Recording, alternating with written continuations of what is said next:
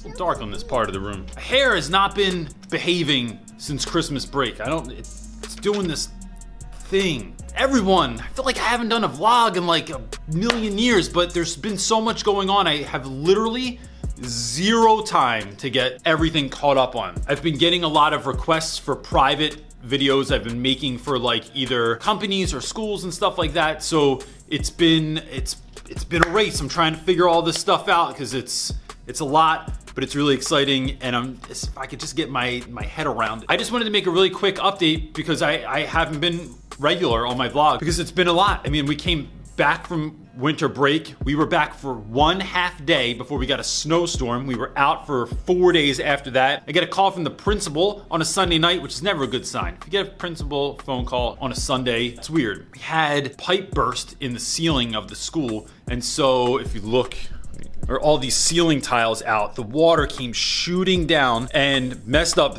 only this blackboard right here, which is the danger of having all of this chalk in your room, is that, and if you don't know, all these drawings that are all over my room are it's just blackboard paint. So that got a little bit ruined. My bulletin board got a little bit ruined, but overall, we were unscathed in all of this. But that just meant that we had less days, and then it's been super cold in here because all the heat that comes into the room goes right up into those holes, and then it's freezing cold in here again. That's going on. I've also been getting ready for Colorado. University of Colorado, Colorado Springs. I'm gonna be speaking there on February 16th. And here's why I'm bringing this up. Because if you live in Colorado, I wanna meet you. Would you please consider coming to this talk? You know when you're like, the beginning of the school year, you feel like you're gonna show up at school with no shirt on, or you forgot your pants. Johnny, you forgot your pants! Oh man, I thought it was kind of drafty. I have this thing in my head a little bit that I'm gonna show up, no one's gonna be there, it's gonna be me and Franklin, the guy that was kind enough to have us speak there, and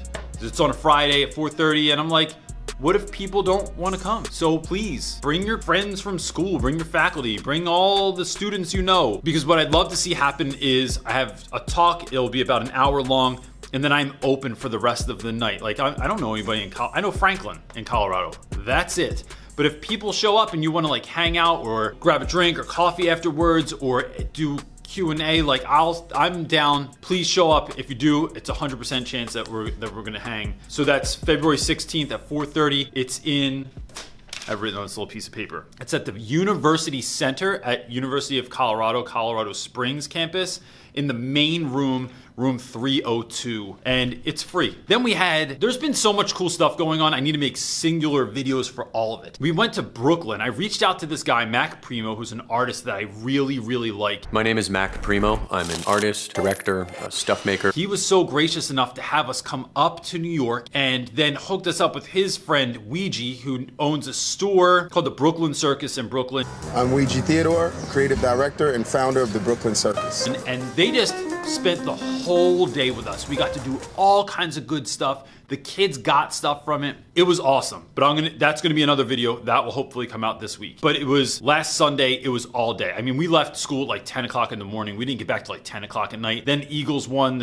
some championship, Go Sports. And I don't watch sports, so I'm not really exactly sure what's going on. But then driving through Philly after that was madness. Then we started doing things like the 10th grade graders started reading Night, and we started using reading circles in class so that we could make sure that everyone was getting a chance to talk, everyone was getting a chance to read. So that's also been going on this week. That's been interesting. I've not done reading circles in the past, but with 2 teachers in here policing that and also sitting down with students, taking a turn reading, introducing questions. I also got the school to splurge and let me have my students keep their books so everyone gets a copy of Night. And what that means is they can annotate right in the book. So we've been charting character development every single time someone changes or their character becomes more of a full character, you make a note. We've also been noting things like aha moments. If anyone has a moment of realization, an epiphany, they're noting that in the book.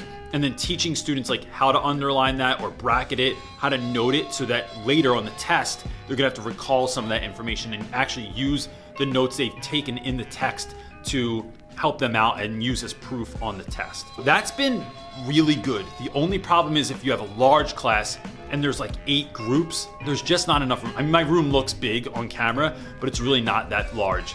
So if you have big dudes with big voices reading this, it can get difficult. So we've been my co-teacher Ed has been taking students to another classroom, some of the groups, to just kind of minimize that. And then I'm left with, he has 2 groups, I have 3 or 4 groups in my room, and then it just makes it a lot easier to do that. But it's been really great. If you have any insight on reading circles, I'd love if you could leave a comment down below, because I'm just trying to find like tried and true activities that people have done to try and like freshen it up. We all know February is like a tough time of the year where, January and February are the lull of the year. The summer looks so far out, but I'm trying to crush it in February. I want February to be the greatest month of the year, and so I'm already planning out events and speakers and trips and lessons that are going to make February like the greatest month ever instead of like the most draining month ever. Then freshmen finished Merchant of Venice. We just did the test on that the other day. 2 quick test things. This is a totally random video, but 2 things I do. 1, did you ever give a test and like there's 97 questions about something because they don't think the answer is there. They think you talked about something else in class. How come that isn't on there? How come it's not stated the exact same way as it was on the study guide or in the review? And I always tell kids, write your answer next to the multiple choice if you don't think the correct answer is there. And what that does is it extremely minimizes the number of questions that you have to answer. And I always tell kids, I'll have the argument with you. So write your answer, and maybe you're just thinking about it in a little bit of a different way, and I see kind of where you're coming from. That helps a ton. Also, I tell kids, just do your best. If you get it wrong, I'll have the argument with you later. You can come to me and we can, have sort of like a verbal answering of questions or something. And that helps a ton also because kids don't feel like they're so stressed that if I don't get this right now, it's gonna be wrong, I'm gonna fail the test. Just come talk to me about it later. I also allow retakes on every single test. You can't see what you got, but I'll tell you what your grade was. And then you can come in. Typically, if we take a test on a Friday, you can come in on Monday and retake it, and that's it. If you don't come in and retake it, you chalk it, and that's, you get the grade that you get. But if you go home over the weekend because you had another test on Friday or something was going on, I get it. There are things in life that prevent us from meeting all of our deadlines all the time, and I just am trying to have a little bit of grace, and also lowers the stress level. I've never had a kid come back in and crush tests. How do I want to say this? It always works out. No one ever has taken advantage of that situation, because how could they? If you're gonna fail the class, bro, you're gonna fail the class. If I can hook it up a little bit to give you a little bit of extra help, it also just gives me leverage later. And if their parents complain about the fact that they're not passing the class, you can say, look, they're allowed to retake tests and they choose not to. So it builds a little bit of that leverage in there too, and also gives the kids a second chance. And really, I'm a big fan of second chances. I've also gotten tons of new books in. I have a whole nother video about that coming out, because I this year changed my reading policy, and I will order anything that you want to read. I tell the kids anything, because no one's asked for pornography yet, which is a really good thing, because that would be super awkward in class. No one's ever taken advantage of that either. 9 times out of 10, you give the kids the benefit of the doubt, and you let them know that I trust you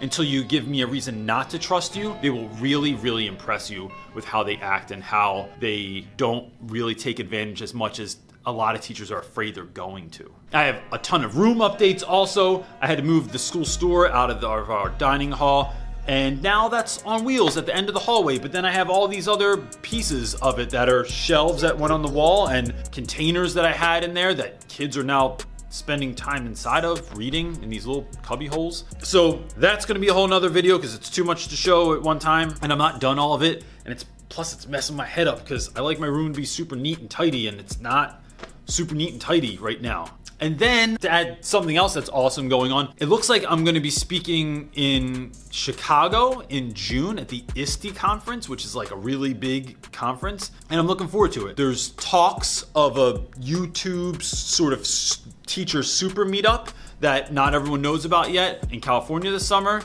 See if that's gonna happen also, because I really want it. I mean, maybe it might just be me showing up at people's houses and being like, would you please hang out with me? Good afternoon. My name is Russell. There's a lot of really great stuff going on right now. Plus, I got the boy with me today. It's a Saturday, so he came up to school with me, my buddy, having a little man time. That, along with a lot more, has been going on. So I just wanted to give you a brief sort of, I don't know, brief little glimpse into the madness that is the Real Rap with Reynolds world. And that's it. Is that it? I think that's it. So stay tuned. Regular videos will be back in no time. Thanks, guys. Peace.